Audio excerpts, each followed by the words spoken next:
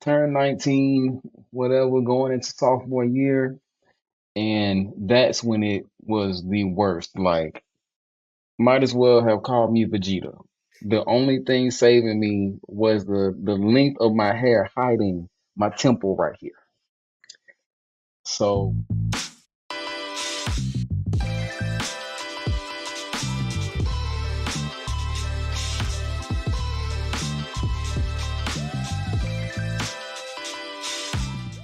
What's going on, ladies and gentlemen? Welcome back to our newest episode of the Bald to Bald podcast.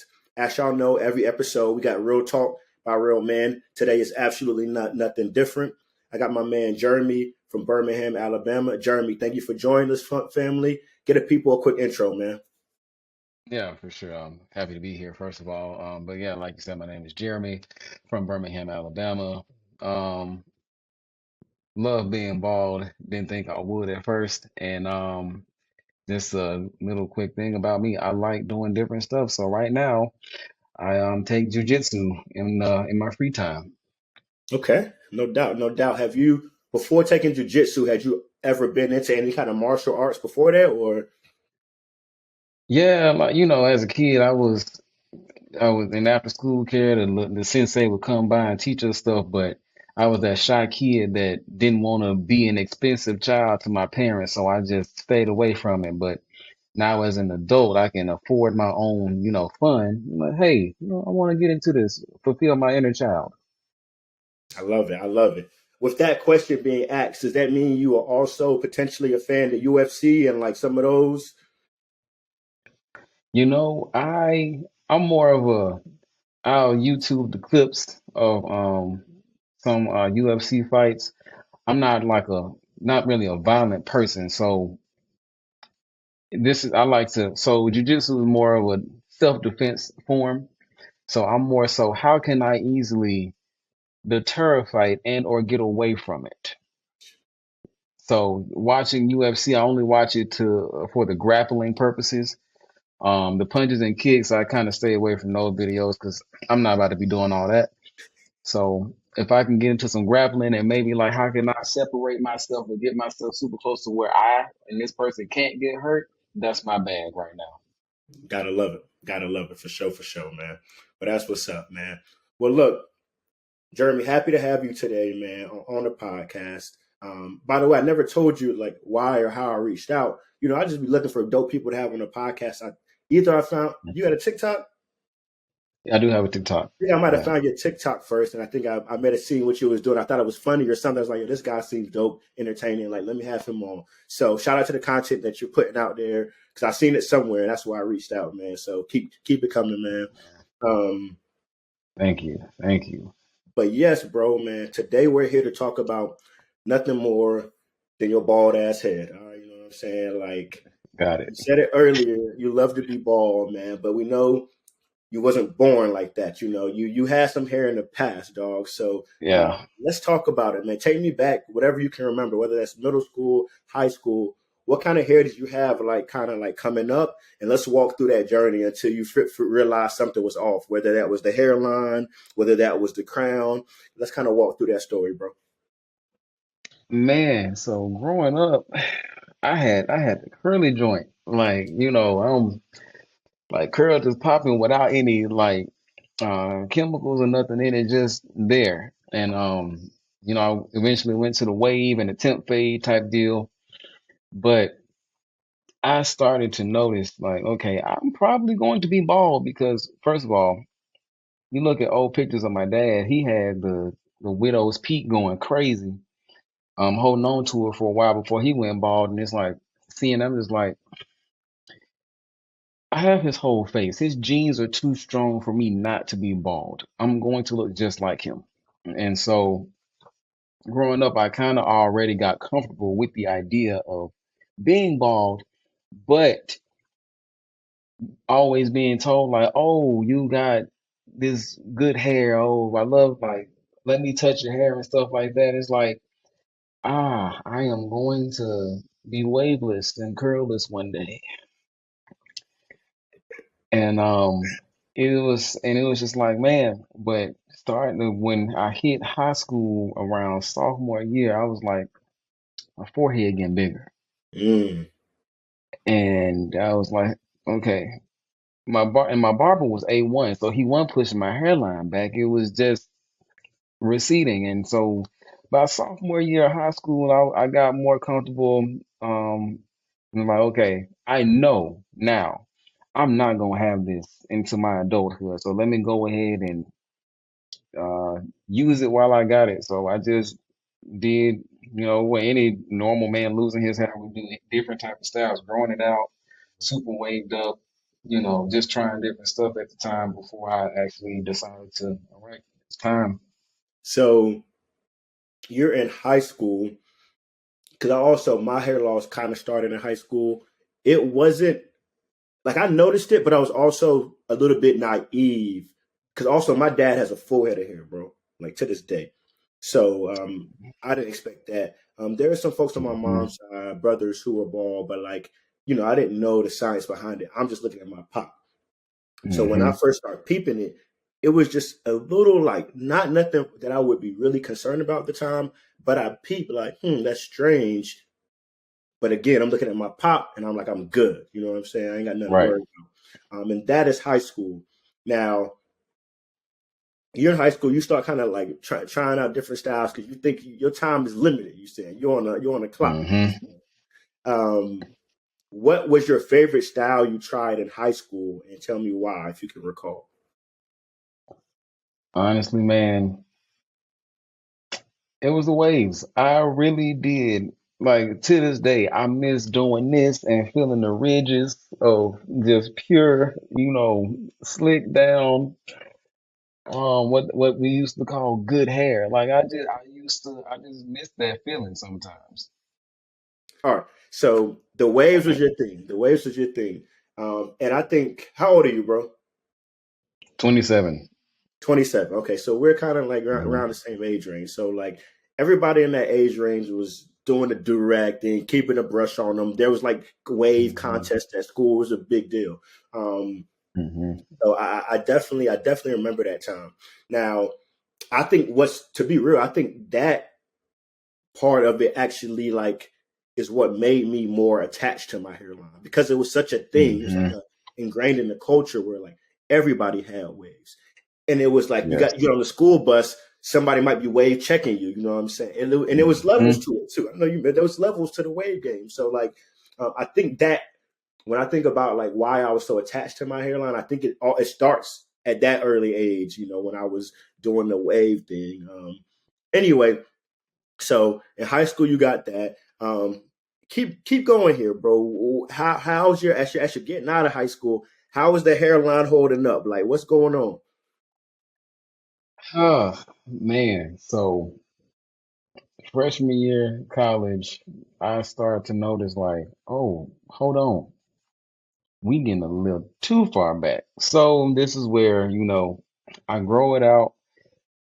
Um, not like still not knowing like I'm actively losing hair. Like, so I grow it out and I'm thinking everything's fine, okay, it's staying, but I go to do this one day because your head itches, you don't want to scratch it, so you just rub it. I do this and my hair comes back to reveal some scalp. And I was like,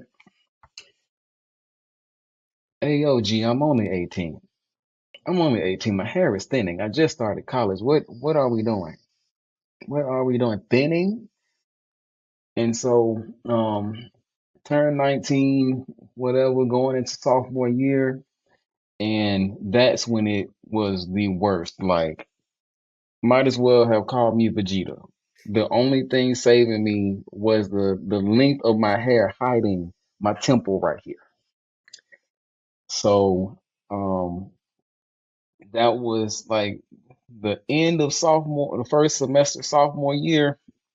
That was when I decided, all right, the next time I sit in my barber's chair, somebody is cutting me bald.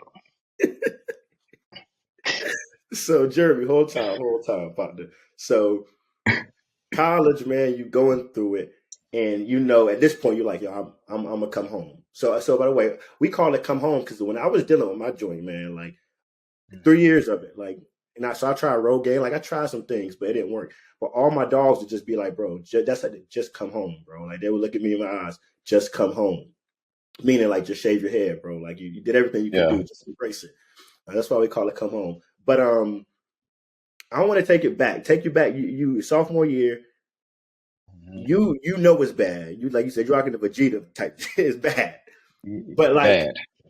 are other people saying it? Are you getting jokes from friends? Are women know? Anybody noticing? Family? Anybody saying anything? Or is it mostly just you kind of dealing with it internally? It was mostly internal, but you always meet them dudes that want to be funny around women in order to like get some clout or whatever. And so it would always happen when it would be some dudes I was, cool with, and it was just like, oh yeah, my homeboy finna lose his hair in a few years. Wait a minute, partner. Why I got to be the reason you finna get some laughs? Like, bro, leave me alone. And so I'm like, no, sir. No, I'm not about to continue to be your punching bag for these women. And like that was like it wasn't a shot to my confidence, but it was an annoyance. Like at this point, I'm more annoyed that my hairline is getting you some odd attention and me just, low key secondhand embarrassment. I'm like, yeah, that also led into me like even more solidifying, like, wow, people are noticing, but because of you, not me, you. So it's like, yeah, that's another reason I can't keep this on my head. I figured being bald is more normal unless, you can make jokes about being bald, but some in my mind at the time, somebody being bald willingly, it there's no joke to be had. It's just like when toes do that, you're not funny anymore. Yo, I'm crying, bro, because I've been there. I don't know if it was happening during the hair loss piece, but even to this day, people always laugh like, soon as some girls come around, he start acting different. he start as soon as some girl, I start acting different. So I'm already knowing it's those type of guys who do whatever it takes. Yes. That's comedy, bro. That is comedy. Okay. So you wasn't really getting the jokes too bad, except for a couple of like, homies who was on some nonsense. But outside of that, like you was maintaining for the most part in terms of like the jokes. Now, what about internally? Like, what were those feelings like? Because I know, like I said, internally, I got anxiety. I'm embarrassed. I'm wearing hats more than I ever wore hats in my entire life. Um, so I know when I went through it, there was this pretty strong internal battle where I'm just making things up in my head. Oh, I know they could see it. Like I remember, bro. Like I would say I was out somewhere, um, sitting down, and like because I was losing it right here, my hairline was straight. So like, if I'm standing up talking to you, you probably have no clue. But if I'm sitting down and you walk by me, I'm exposed, right? So I can remember like sitting in a calf in college or wherever, and like I'm trying to make sure people don't like walk by me and see. So I'm kind of like positioning myself against the wall. So like, you know what I'm saying? And I also will never forget when I was losing my hair the worst, and I might be going out that night, and we get to the club, and the bounce would be like, "Oh, no hats." So, like, tell me about some of the feelings you had to deal with while you were still trying to like figure it out. Man, that like this went on years, even like going back to high school, like I'm really going to have to be bald. I'm nervous because yeah, I look like my dad, but I still look like me. I don't know how that's going to affect me because you still see all the jokes people have about bald people. And then it's like, I know I got to get older. I have to experience what adult dating is. It's just like me being bald. I'm thinking, well, I didn't shorten my dating pool um eh, tremendously. Like, don't nobody want no bald man. I'm already not 6 feet. Like finna be bald. Ain't got no hair. Like in my mind, this is like I am not going to be the social character that I would like to be in my adult life. And so I'm trying like inside I'm trying to keep all these thoughts together on the outside, not trying to show like I don't think y'all understand. I am really nervous about losing my hair just because it's too much going on to where at the time like baldness wasn't it wasn't you weren't made to feel comfortable about going bald. Like, you have your friends that will tell you, like you said, hey man, just go ahead and do it. You're hanging on to something, like, let it go. But the world made it seem like being bald made you undesirable in every sense. Talk that talk, man. You talking about it. You talking the truth right now. Yeah, And so, I went through that and I went through a big stage of like desperation. I went through the Rogaine phase, like got a little money from my high school job, saved up enough. I done bought 3 packs of it. Two come in the pack. And man, when I tell you I religiously just following instructions, Rogan like doing it at least a good 3 or 4 months, nothing helped. Talk about sad. bro. Bro, you telling my story right now too, G. I had a very similar story with Rogaine. I think I tried it for about 3 months too, and I'm like, yo, this is not working for me. Like, because when you first start using it, they say your hair might fall out more. So like I'm Uh-huh. using it and I'm seeing hair on my hands. Like Man. yo, you making it worse. But I know they said your hair might fall out, so keep going. But after 3 months, I was like, yo, like you ain't working. But also the data says it actually only works for about 1/3 of the men that use it. So it ain't gonna work for Uh-huh. everybody. And absolutely, Right. obviously me and you wasn't Yeah. able to. Okay, but for sure, man, like yeah, I know it's um I think it's an interesting time now, and we'll get into this a little bit later. But you mentioned like back in those days, it did feel like bald wasn't cool or like a thing Mhm. to be. I don't know what's happened. So I feel like something's happened recently where I'm like, yo, okay, like at least it's I can maybe I mean personally I say like yo I always tell people like yo we outside right now we got a little Yes. renaissance going on right now, but Yeah. that could just me be hyping because I do be hyping stuff, but I know I do feel like it's definitely more acceptable at the very least than it was back then. But we'll get into that talk about like Yeah. where we sitting right now. Um, Uh-huh. I want to finish the conversation regarding your journey. So like you at this time you're like next time I go to the shop it's over with. I'm coming home. Like I Uh-huh. can't. I ain't got no time left. So Yeah. tell me about how you got ready for that day. Did you like pick a day ahead of time, or did you just say just hop up and be like yo I'm going today? Like how did you decide today was the day? It was the last week of classes, and I had been talking to my mama all week, like, hey, ma, I don't know what you got going on, but because she was the main proprietor of me not cutting off my hair. Like she was the proponent of no, don't get rid of your hair. Like, do you see how crazy I look? And so I told her one day, I'm in class all day. I said, hey, when I come back home today with no hair, I don't want to hear it. I don't want to hear it. It's too out of hand. And so after my last class, go to my barber. As soon as I sit down, I say, hey, go ahead and make this final. I'm ready to let it go. He he wanted to try and save it so bad. So he said, "No, I can't do that for you, Jay. So I'm gonna just work with me. I'm gonna show you what I can do." And what he did, I I I ain't never been mad at my dog until that moment. That man, let me paint you a picture. Literally, the guys that you see hair black as a screen that then turned off.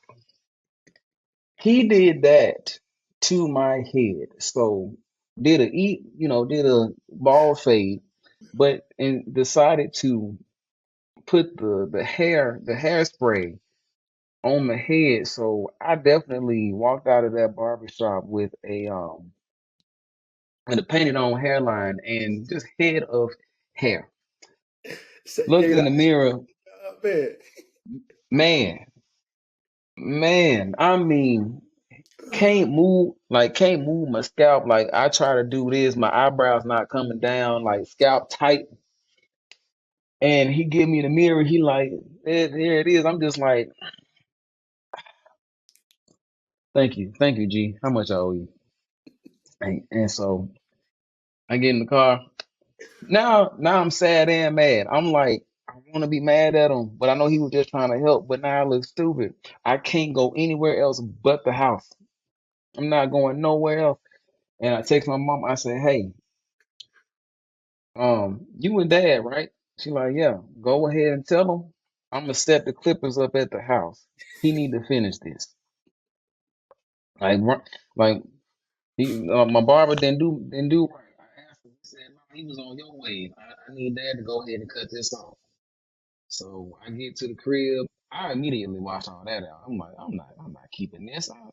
I can't do it. And dad get home. He like, you ready? Been waiting on you. Cut it off. And of course, this being, the first, initial like shave off, I'm stubbly because we use the clippers.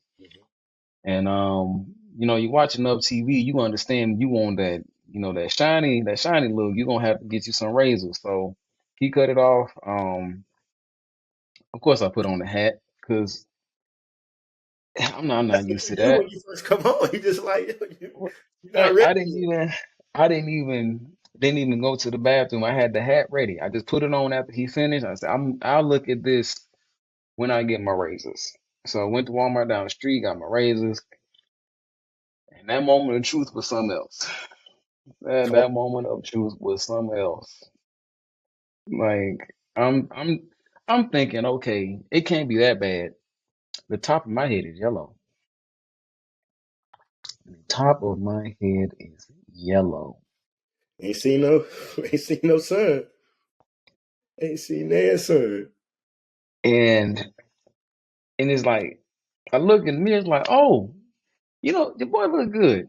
Your boy look good, but we gonna have to fix this. Fix this. So me not having to go to class or work for the next 2 weeks, I spend most of my days outside. Hmm. Just finding any and everything to do, running, working out, whatever there was to be outside to tan my head. So when I did get back in school and work, I didn't look too weird. But yeah, So, it wasn't as bad as I expected the first time. so you you come home. You sounds like you kind of like outside of the tan, the discoloration. Sounds like the look. You felt like it fits you. You weren't like. Yeah. Yes, I guess this is the question I got to ask. Guys will shave their hair, right? It's very rare in my opinion that the day you shave is the same day you're like comfortable with it. Sometimes it takes a Hmm. little while to get used to it and get comfortable with it, right? Like for me, it actually Yeah. took a couple of months. How long between the day you came home would you say, okay, you were comfortable with the look? Was it like a day or two? Was it just those couple of weeks you needed to kind of get the tan? Like when did you be like, okay, I'm used to this. I'm confident again in this look.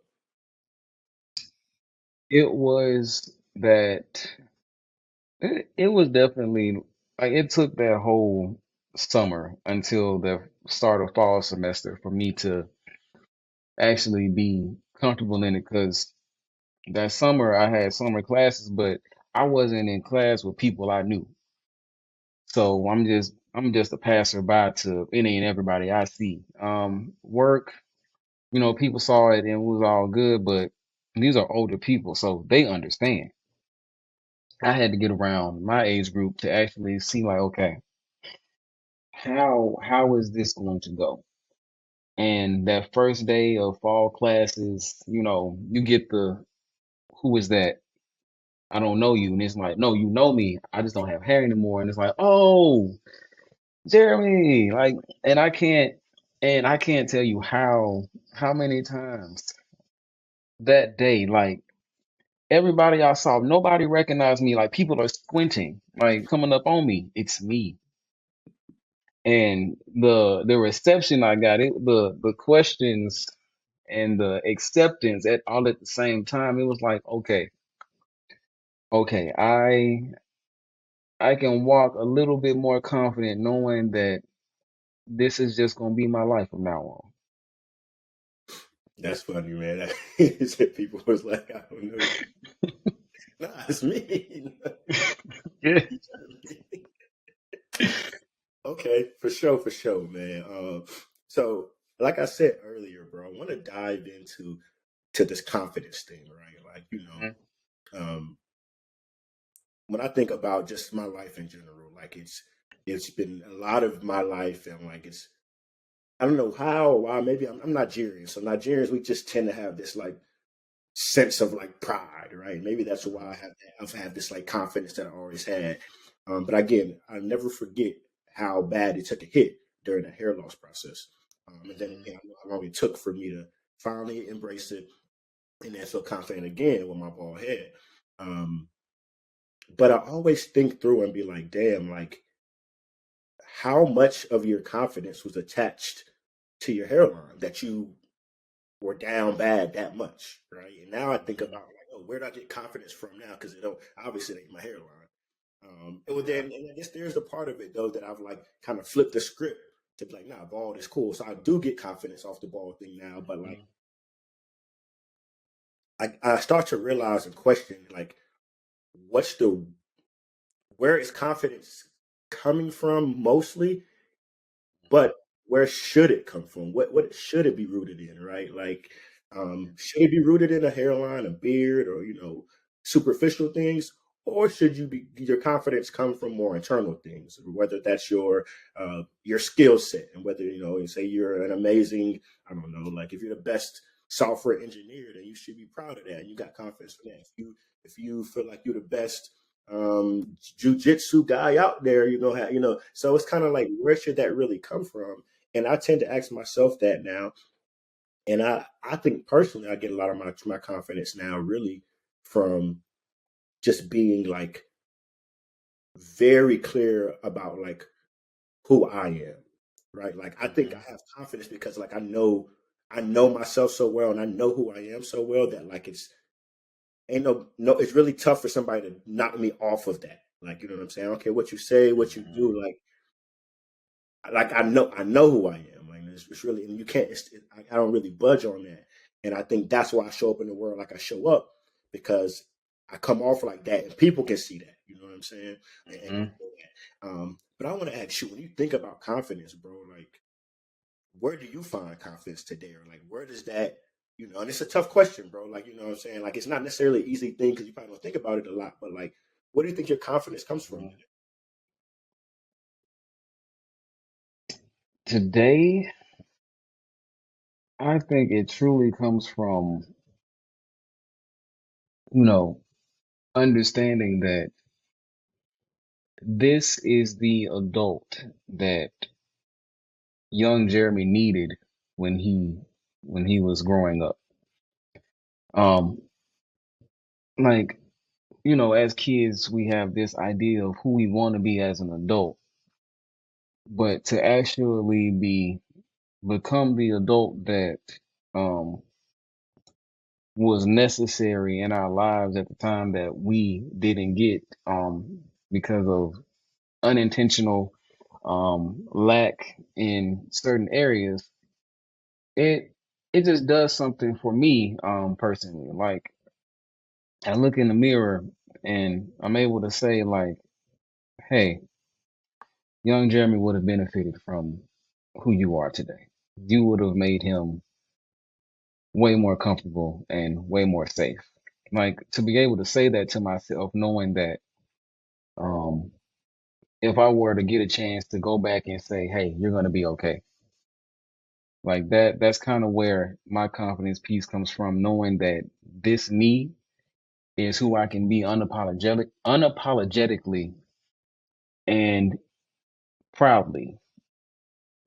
So, and it took a while to get here, but to finally be here I don't know. It's just like you said, you can't knock me off. You can't knock me off of this positioning. Like like I know who I am and where I am now. There's no going back, and there's nobody or nothing that can tell me or show me otherwise, because I know I'm walking the right path. I know I am doing the best I can to be the best to those around me and to those that will be around me at some point. So yeah, it's like just being able to be me and being a source of joy, light, and whatever may have you to the people around me and the people that might interact with my content just gives me a sense of confidence I never thought I would They say that what they say like I'm him, right? I'm him.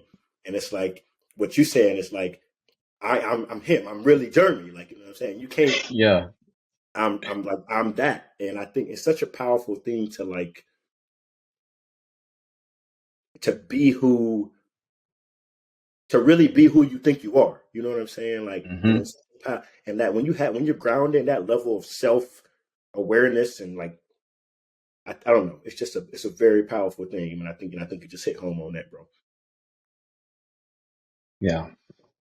Next thing I want to get into here, man. We talked about it a little bit earlier, but this is one of my favorite parts of the podcast. So I have a great job, man. My job is to really just talk that talk for the ball homies. Like that's what I do. I talk that talk for the ball homies. You know what I'm saying? I talk about the ball brotherhood. I talk about how we up right now. Like yo, I think it's our time. It's a ball renaissance. I say it all. You know what I'm saying? Some people call it propaganda. I'm like, nah, I'm really seeing this outside. Like I'm like, thanks, man, homies, it's ball now. We out, like we doing our thing. You know what I'm saying? Between you got The Rock, you got Michael Jordan, Jeff Bezos, Floyd Mayweather, Shaq, you know, Pitbull, Jason Statham. The list goes on. You know what I'm saying? Vin Diesel. Yeah. It's some ball homies out there representing for us, and I be getting the feeling some people be getting tight. My homies with hair be getting tight. Like, bro, stop the ball propaganda. But I got this feeling like yo, something's happening right now. Like it's definitely more acceptable. But not only is it acceptable, I feel like we're looked at in a different light, in a good light, a very good light these days. Hmm. I'm calling it the ball renaissance. But Jeremy, have you witnessed that? Have you experienced something like, damn, like I don't feel like we was this popping back in it. Something's happening. Like talk to me, bro. Yes. Yeah, no. So going through college, you have the friends that tell you, "Oh, so and so was asking about you." What are you talking about asking about me? Do you see me? I'm bald. Like there's nothing to ask about. And going through college is like, wow, people, especially women, for whatever reason, like bald men.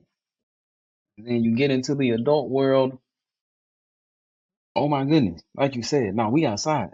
Like for whatever, like I don't know what shifted, I don't know how, but I'm not finna put a question mark where God put a period. Bald men are winning. We are winning. We are, I don't know what like energy slash persona people perceive with baldness, but it's a good one. It is a good one. I have not heard one single like, oh, I just can't be around no bald man. No, women and people in general love bald men right now. Like, and to your point, I don't know what changed either. Like, I think there was a part of social media that came around, like, where, because maybe before social media, like, if you was the one bald dude, like, and it wasn't, maybe it's one or two other bald dudes around you, but like, you know, social media, you start to see everybody. Now he's this bald man on social Hmm. media. Like, it's just like, I think we realized, like, there was so many of us out here, one. And then two, Hmm. I think as there's more of us out here, we start to also see how well some of us are doing. Like you see, The Rock is the biggest actor in Hollywood. Like before that, Samuel L. Jackson was the highest grossing actor in Hollywood. Like um, and you start seeing some of them, so you kind of start getting in your bag. Like, hold on, like Nah, I'm that too. You know what I'm saying? Like I'm him Right. too. And but there's actually research. There's research that was done that says that bald men, that women in particular, perceive bald men to be more intelligent, more successful, more powerful, etc. So there is something out there Mm, that is like based on some kind of data. Um, but yeah, it's our time, man. And like I like to make sure homies on the podcast they know that. And if they don't feel that way, I like to drill that in their head. Like, nah, bro, we are yes. outside again. And don't let nobody tell you otherwise. So I'm glad you're already peeping it, bro. If you got some other ball homies, make sure they on that same energy. You know what I'm saying? Yes. Always. My man, Always. my man. All right, like couple last questions here, dog. We talked about some like iconic ball, man. We talked about some, all right. Hmm. But if you had to think about it, who would you say are the most iconic, the top four most iconic, or you can give me three most iconic ball man that's ever lived, right? So like, I ain't gonna throw alley oops here because obviously I've done hella podcasts, so I know the names that everybody say. But who would you say like, damn, like yeah, they made it cool. I see him, so, oh yeah, I could do this. Who are some of those people? Number one, Damon Wayans. And that man right there, like he was the first ball man, first famous ball man I ever saw growing up. Okay. Funny as hell and just had it. So definitely Damon. Um, Sam Jackson for sure. Like you're not getting any better than Sam Jackson. And my third and top, it's a tie between Michael Clark Duncan and Tyrese. Okay. Like, yeah, Tyrese pre 2015.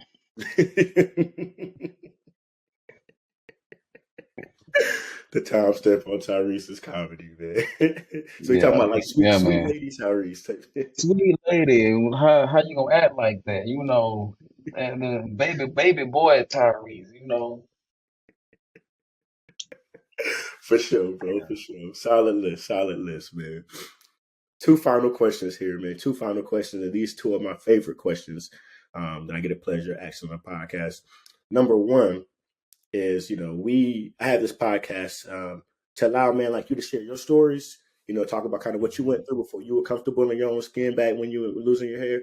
But then also, hopefully, like there are some guys who are still dealing with that hair loss process right now that when they see this Mhm. episode, they're like, okay, damn, Jeremy went through the same thing. Kenny went through the same thing. I can overcome it. So if you know somebody's watching right now, G, what's the best advice you could give them if they're still dealing with hair loss? Let me see. I was just thinking about this today. Um, I like to think of um going bald in any situation and actually going through with going bald as sort of a card game. You're dealt two hands. Now, one hand is one you could definitely continue to hold on to, and you might, win in this situation. Winning is, having the confidence, the full confidence that you think you should have. And then in the other hand, it's something that you don't think you can work with, but at the end of the day, that's your game winner. But you got to fold that first hand in order to get this game winner. And um, I say all that to say, like, there's nothing wrong being dealt the hand of baldness. You just have to walk into it knowing that it's going to be okay. You're not alone. Clearly, my my guy has this platform with plenty of other guys saying the same thing. Being bald is okay, and it's honestly for me, it's more than okay. It's wonderful. This has been the best experience. Like when I had hair, okay. When I didn't have it, being bald just did something to my confidence and to my life. It has really been a great experience. So if you are on the edge of staying with what you have and toughing it out, or versus going bald, I'm going to vote going bald all day. You are going to be just fine you're going to find a community way more than you think you would.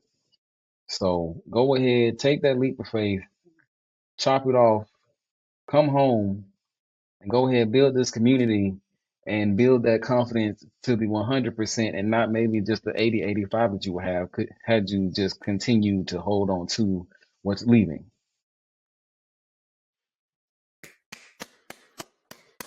I might not could have said that better myself. My man, my man. Now, final question here. This gets a little bit deeper, but it's a Hmm. really, really good question for the podcast. Now, I told you come home, the slang piece of it, right? Um, but if you notice, we spell it in French. So I spell it in French because come home in French means like a man or as a man, right? And the whole mantra for the brand is to help man embrace their natural evolution, right? And oftentimes, as you're losing your hair, you're kind of going from boy to man. You're kind of aging a bit. You get kind of going from like your teenage years into your 20s or your early 20s into your late 20s when you're really kind of maturing a bit, right? Hmm. So I like the double entendre here because there's this take on manhood and what it really means to be a man. So I grew up and all I heard about manhood was like, all right, don't show no emotions, you know, have as many women as possible, dominate everything. Um, and I get older and I'm like, I'm not sure if I agree with all that anymore, Right. you know. So you kind of get older and start to really think about what does it really mean to be a man, what are any of those things that I learned coming up, are they true, or how should I kind of think about this? And you mature a bit. So, Jeremy, I want to ask you now. You 27 now, um, getting up there in age. You still ain't hit your 30s yet, so you still a Yeah. young buck. But as you've gotten older, bro, how do you think your take on manhood has changed? Like what it actually means to be a man?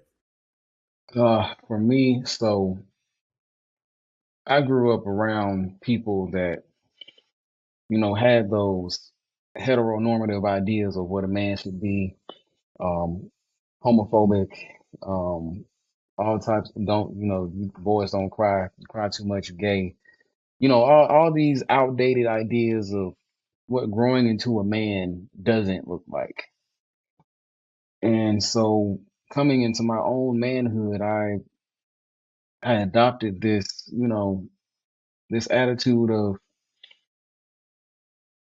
as long as I'm comfortable, I don't care who else is uncomfortable because I create a space of um, freedom when it comes to anyone who encounters me. I don't care where you come from or who you are. If you're Mhm. not hurting me and people around you and myself by being who you are welcome. I don't care how feminine, how masculine, how non-traditional you might be. Um, Being a man does not put you in this bubble of what society deems manly. If you want to go hug your bro and let him know that you love him, that's you. You're being that's you being a man. Mhm. Being a man to me is knowing knowing how you walk and how you talk is just how it is. And how anyone else perceives it, that's on them. They're projecting their ideas on you. But as long as you keep putting out that good energy and focusing on what makes you feel like a man, forget what everybody else is talking about. I don't care. Like I've gone through all these social groups to like where people talk behind my back and say, "Oh, I think Jeremy might be gay," or "Oh no, he might just really be sassy," or all these other things, and it doesn't it doesn't bother me because how I know who I am internally. I know that my manhood is not gonna be cracked just because someone else's is weak or someone else's femininity looks at my masculinity as something totally different from what they believe. So anybody watching this that experiences the same thing of people saying this and that about what you should be doing as a man or what you should not be doing, forget them folks. However you perceive your masculinity to be and how you walk in your manhood is yours and yours alone. The world can't define that for you because masculinity is fluid. What works for one person might not work for the other and vice versa. So keep walking how you walk Let your manhood be defined by how you want to live, and any outside perceptions should never change how you operate on the inside. Be the light that you want to see in the world and make it your own. That's what manhood is to me. Self-defined manhood, and I think that's the first time I've heard it put so well. I'm sure other guys have spoken about it in that same light, but I think you clearly kind of label it as self-defined manhood. Like everyone has the room to decide that in themselves, and nobody should allow society at large or even micro people in your circle or around you, in your network, just in your community, to tell you how to be a man. That's a self-defined thing, and that's a beautiful definition. Especially loved how you mentioned don't let somebody else's insecurities get projected on you, right? Exactly. And that's a special thing and a special message that everybody watching today. Hope they grasp that. Hope they grasp that. Dog, Jeremy, this has been a great episode, bro, man. If anybody's watching this right now and they love your story and they want to tap in with you on social media, whether it's TikTok or Instagram, how can they find you, family? Both of my handles are J6lack underscore. So J Black, but the six is the B, LACK underscore, TikTok and Instagram. My only goal is to make someone smile, laugh, or feel comfortable in themselves and in their journey. And hopefully you can relate to my journey and my story. I don't do anything for social media clout, and I don't do anything in hopes of blowing up. I truly enjoy putting out content for other people to enjoy, hoping I touch somebody's heart, somebody's mind, or somebody's just full emotional spectrum.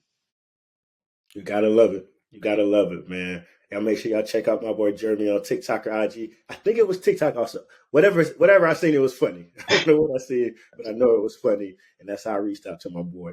Bro, again, it's been a pleasure having you on the episode. Like I said, if you know any other ball, man, make sure they tap in with me, man. Let them know. But guys, as I say at the end of every single episode, y'all stay bald, y'all stay bold, and we'll see y'all soon. Thank you so much.